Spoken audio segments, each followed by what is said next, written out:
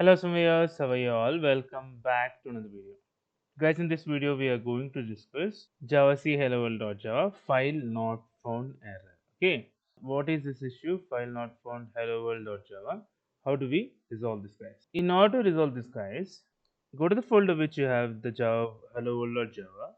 As you can see here, hello world.java file is there, but it is a text document. Okay, you have to make sure while you're saving the file, it has to be properly saved as all files and it has to be saved as .java extension. And hello world can be the class which you are adding it. Okay. As you can see, I'm clicking on all files and I'm adding hello world.java. Hello world.java. That's it. Hello world.java.